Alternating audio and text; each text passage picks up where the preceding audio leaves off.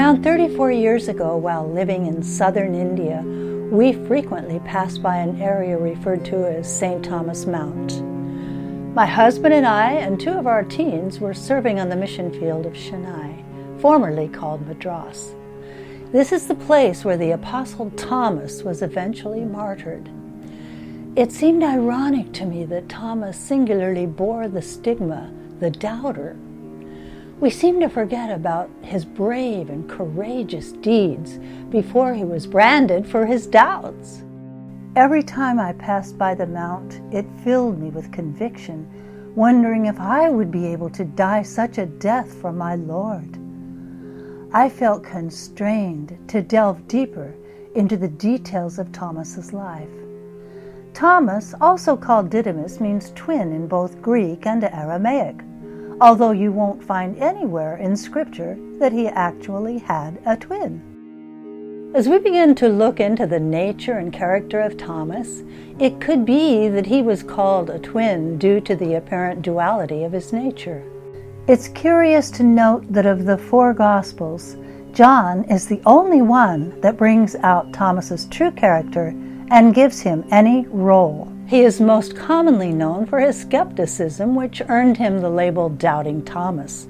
And while the nickname is often used as a critique of his lack of faith, in reality he was not the only one who had doubts about Jesus' resurrection from the dead.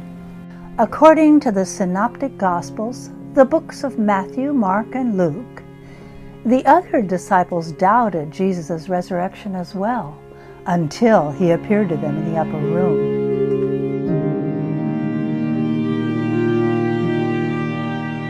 But long before Thomas was mentioned for being the doubter, he was acknowledged for his bravery and for being a loyal follower of Jesus, who had a sympathetic, loving, and courageous heart.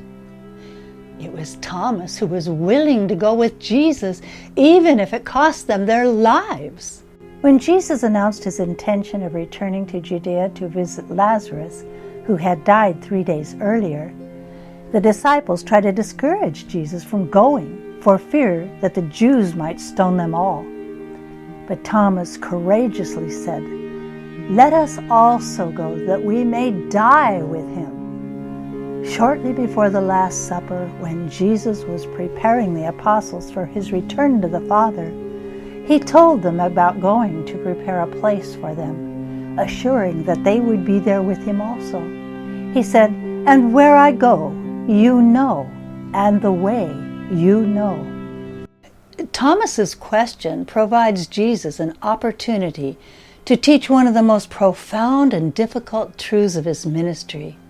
Jesus said to Thomas, "I am the way, the truth, and the life. No one comes to the Father but through me." The first time that Jesus appeared to the apostles, Thomas wasn't there. When they told him that the Lord appeared to them, he found it hard to believe. He said, "Except I see in his hands the print of the nails, and put my finger into the place of the nails, and put my hand into his side, I will not believe." You would think that Thomas's willingness to stand up for Jesus and even possibly die with him, that he would be mentioned as Thomas the Brave. But the emotional impact of Jesus' trial, flogging, and crucifixion took its toll, and Thomas found it hard to bounce back, and this had an effect on his faith. After 8 days, Jesus appeared again to the disciples. This time, Thomas was with them. Though the doors were locked, Jesus came and stood among them and said, "Peace be with you." Then he turned to Thomas, "Reach your finger here and look at my hands, and reach your hand here and put it into my side. Do not be unbelieving, but believe."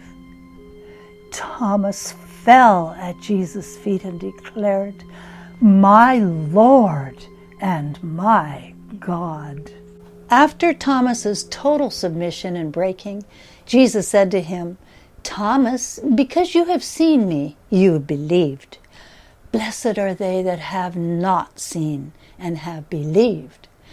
Jesus used the disbelief of Thomas to teach not only the disciples a lesson of faith, but future generations to come. Following Pentecost, when the disciples were dispersing, only a few preached outside the boundaries of the Roman Empire. It is believed that Thomas traveled the farthest during that time. From Persia, his missionary travels took him to the southern Malabar coast of Kerala on the Indian subcontinent. From there, he reached Chennai, India, where he was ultimately martyred by spears while praying on a hill which is presently called St. Thomas Mount. So as we reflect on the life of Thomas, we can remember him as either doubting Thomas or as the first evangelist and missionary to the Indian subcontinent.